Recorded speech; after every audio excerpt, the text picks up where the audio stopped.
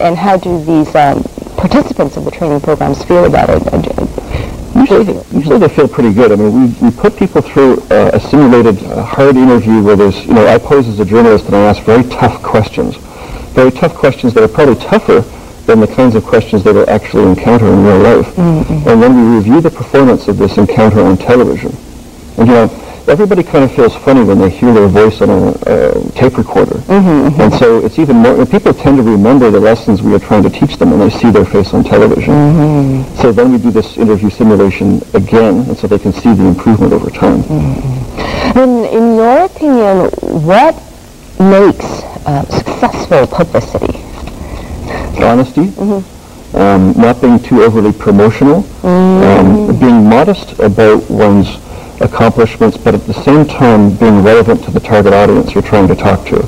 I think the public reacts negatively to sort of empty sales cliches or really hardcore advertising type slogans. I think the way to go is to show why it's in the target audience's interest, why they should agree with a point of view, buy a product, or invest in a certain stock, or to think highly even of a company, or at least understand what they do. And I suppose Edelman has been doing that well in order to grow into one of the world's largest. Well, certainly we've been working very hard to make sure that our approach is a unique one. The worst thing that can possibly happen in a business like PR that is just emerging, especially in Korea right now, is to have a commodity business where every firm is the same. So we try to be different. We try to do things differently that have never been done before so that we can maintain our own market leadership. And so that's, how can clients trust us to help them do that if we cannot do it ourselves? Could you give us an example of how you do things differently then? I think the way that we manage our business. We believe that Edelman is not just a place to work, it is a place to learn. It is a place to learn all about the world economy at the most senior level, and that makes life a lot more interesting for our employees, who are therefore a lot more motivated to go out there and be inventive. We do all sorts of things, whether it's the education and training of the staff, whether it's the incentives we provide, or whether it's the kind of advice that we offer our clients to do things on their behalf that would help them address their marketplace in a way that might challenge conventional wisdom. All of this is part of our approach. So the difference starts from within, it sounds like. Absolutely. Everyone keeps on asking me, well, how do you run a successful PR firm? What kind of business plan do you have? And I tell them it's very simple. You hire a bunch of smart people and you give them really powerful computers. And once you get your first client and you do a good job, they tell their friends and the business will explode. Oh, I see. So the beginning is always the most important. I think so, but it's all about relationships and it's all about reputation. Our company's slogan these days is to master something called the relationship imperative. The relationship imperative means dealing concurrently with the media, with the public, with interest groups, with employees. Because of this bombardment of different communications messages I talked about, somebody's got to be able to manage that. And so that's the one thing we're doing differently right now. We're trying to manage all these multiple relationships so our clients can get ahead. Well, Bob's been here for just under a year now, and we have a collection of pictures taken of Bob on the job. Let's have a look at those and then continue our conversation. Your staff? That's our staff 6 months ago. It's twice the size now. That's our media training that I was telling you about earlier. That's me behind the camera this time. That's our winning pitch team for the Kia Motors account. That's Mr. Edelman, Richard Edelman, our CEO here last November and so on. We have fun too. Oh, that's your fun time. Our beer party. Well, you've worked in the Canadian market mostly before? That's where I started out 14 years ago. That's right. Working on the Microsoft business at the very dawn of the technology explosion. And so I began in Toronto, but working for an American multinational that later became really a truly international company, trying to do this new technology stuff that was completely groundbreaking at the time. I then moved to the United States market. The Canadian PR market for so many years was dominated by British or American foreign companies. I thought why can't a Canadian company go and compete and win in the U.S. market? And so that's when I decided to go and set up our operation in New York City at my earlier firm. And so that was a great adventure. The Korean market has to be quite different from the U.S. or Canadian markets, though, right?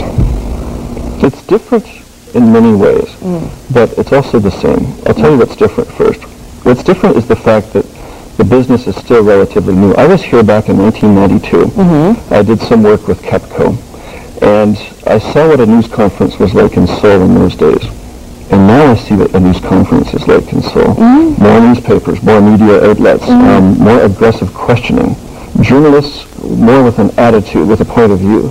This explosion of the media has been matched by the explosion of PR. And so over this time, I've seen this great difference. Now, in terms of what's the same, I think that the task of communicating with a target audience and dealing with the media is pretty much the same here as it is elsewhere. But in Korea, people in the PR business are long on education. They all have a master's or a PhD, it seems, all of the candidates who come to job interviews in my office, but short on actual experience. Whereas in the U.S., everyone is experienced, but maybe they've got a BA. So once the Korean experience adds up to the Korean education, throw the Korean work ethic into that, and you've got the world's most explosive PR people right here. And you did mention the fast growth and expansion of the PR market here. Is that still going on, do you think? Oh, it's just beginning. Oh yeah. Our business has now tripled in size in just 11 months. I think many of our competitors are also growing very fast. And so in the days ahead, I think this whole business is going to continue to really just go through the roof in a very successful way. Because especially the Korean companies, the big Korean companies, for the very first time, they are spending money on PR. Companies that, sure, they might have an internal PR team of 50 people, but they realize that a PR agency can give them a perspective that they lack internally because they are so themselves close to their business. More objective, you mean? Right, and in the case of companies that are more international too, look at Samsung, look at LG, look at my account, Kia Motors. All of these companies have a future that's a very bright one, but it's premised on their success in export markets outside of Korea. And so a firm like ours has the ability, and our competitors have the ability to take the message outside of Korea and build a successful brand image for these companies in a way that's not been done before. Well, while, working hard for your clients, I understand that you also strive to create what's called a fun working environment for your employees. What do you think is a fun working environment? A fun working environment is a rewarding working environment. It means that there has to be a tight connection between achievement and reward. It means if somebody gets a good job done, they get more money. It means they get a bonus. It means they might get promoted a bit more quickly than they might in other places. So in the PR business, the entry-level salaries might not be ones that will compare favorably in terms of riches to other professions at the very beginning, but within 2 years, the PR professional can be going through this massive escalator effect where they have this, that you can learn so much, you can make so much, you can achieve so much all at once. So I think it's fun to be part of an ambitious workplace. Now, that requires a lot of hard work. So if you work hard, you play hard. And so you can be sure that after hours we go out and have a good time. No question about that. Now, there are a lot of young people these days, students especially, who want to go into PR when they leave school.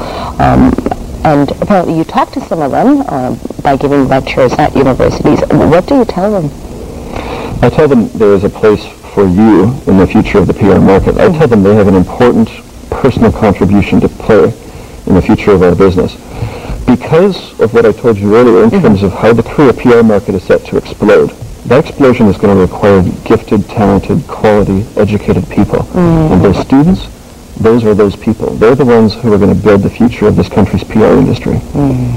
Did you know that you're one of those gifted, talented people who will be hugely successful in the field of PR?